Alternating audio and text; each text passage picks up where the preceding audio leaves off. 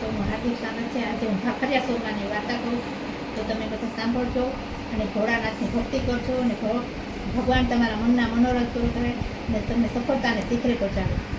આ ભાગ શ્રાવણ માસના પહેલા સોમવારથી કરવામાં આવે છે। 4 સોમવાર કરવામાં આવે છે। દર સોમવારે મહાદેવજીને એકી સંખ્યામાં બીલીપત્ર ચડાવવામાં છે અને પૂજન કરવામાં છે। ભાખરીનું નિવેદ ધરવામાં આવે છે, ઉપવાસ કરવામાં આવે છે અને ભાખરીના લાડુ બનાવીને એકટાણું કરવામાં આવે છે। એક ગામ હતું। એ ગામમાં સોમનાથ નામનો એક બ્રાહ્મણ રહેતો હતો। એને શાંતા નામની એની પત્ની હતી। પતિ દયાળુ હતો અને પત્ની ગુણવાળી હતી। પતિવ્રતા ધર્મ હતી। એ પતિની સેવા કરતી હતી। ગામમાં એમની સારી કમાણી નહોતી, એટલે એમની સ્થિતિ સારી પણ નહોતી, છતાં પણ હંમેશા તેઓ એકાદ ભૂખ્યા માણસને જમાડીને જમતા। એક દિવસની વાત છે। એ દિવસે બ્રાહ્મણને કાંઈ જ ભિક્ષા મળી નહીં, એટલે બ્રાહ્મણ અને બ્રાહ્મણી બંને મૂંઝાય કે આજે શું ખાવું અને એને ભૂખ્યા માણસને ખવડાવવું જોઈએ। આખરે ખૂબ જ વિચાર કરીને તેઓ મહાદેવજીની આરાધના કરવાનું વિચારી લીધું।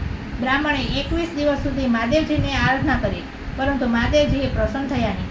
આખરે એમની ભક્તિ પડતી મૂકી દીધી અને પછી તેઓ બેસી રહ્યા। એક દિવસની વાત છે।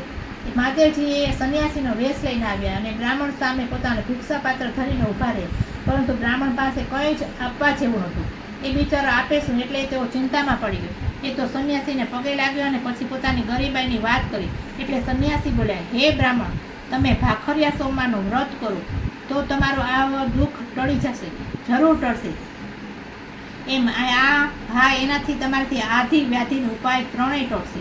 આમ કહી સંન્યાસીના વેશમાં આવેલા મહાદેવજી તો અદ્રશ્ય થઈ ગયા અને બ્રાહ્મણ તથા બ્રાહ્મણીએ શ્રાવણ માસની રાહ જોવા લાગ્યા। એવામાં શ્રાવણ મહિનો આવી ગયો અને શ્રાવણ મહિનાના પહેલા સોમવારથી વ્રતની શરૂઆત કરી દીધી।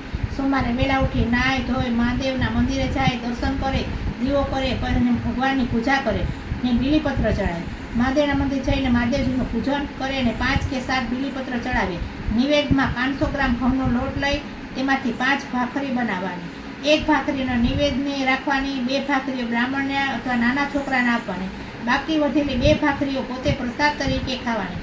ને આવી રીતે બ્રાહ્મણ અને બ્રાહ્મણીએ ભાખરિયા સોમવારનું વ્રત કર્યું અને એક દિવસે એની હાલત સુધરતી ગઈ। ભાખરિયા સોમવારનું વ્રત કરવાથી સોમનાથ બ્રાહ્મણ અને શાંતા નામની બ્રાહ્મણી થોડા વખતમાં સુખી થઈ ગયા અને આનંદમાં દિવસો વિતાવા લાગે। માટે જે કોઈ આ ભાખરિયા સોમવારનું વ્રત અને શ્રદ્ધાપૂર્વક કરશે, એની કથા વાર્તા વાંચશે અને સાંભળશે, તે સદાને માટે સુખ શાંતિ મળશે ને સૌદા સૌભાગ્યવાન રહેશે। તો આજે હું શંકર ભગવાનને એક ઢોળ ગાઉં છું। મન મારું મંદિર ને જીભ મારી ઘંટડી વાગે ને મારા ભોળાનાથ જાગે। ભોળાનાથના મંદિર પાછળ ગંગાને જમણા જળ રે ચડે ને મારા ભોળાનાથ જાગે। મન મારું મંદિર ને જીભ મારી ઘંટડી વાગે ને મારા ભોળાનાથ જાગે। મંદિરના મેદાનમાં ગાયોના ટોળા દૂધ રે ચડે ને મારા ભોળાનાથ જાગે। મન મારું મંદિર ને જીભ મારી ઘંટડી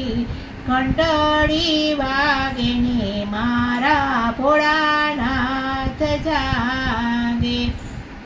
મંદિરના મેદાનમાં ફૂલ છોડ જા ધતુરો ચડે ને મારા ભોળાનાથ જાગે। મન મારું મંદિર ને જીભ મારી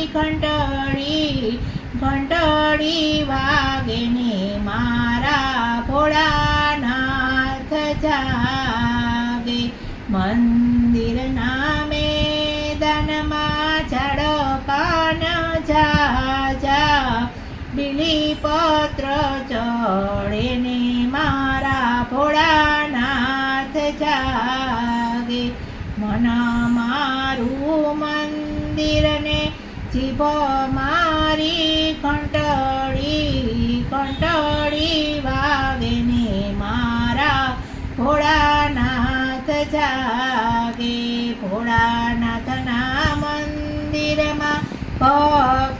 છે જા જા રુદરી થાળ ધરે ને મારા ભોળાનાથ જાગે. મન મારું મંદિર ને જીભ મારી ઘંટડી ઘંટડી વાગે ને મારા ભોળાનાથ જાગે. આ શ્રાવણ મહિના સોમવારમાં હું કથા કરી અને આજે આ કીર્તન ગાયું. તો બધા ભક્તો મારી ચેનલને લાઈક કરજો, સબસ્ક્રાઈબ કરજો અને શેર કરજો. બધાને મારા ઓમ નમો નારાયણ.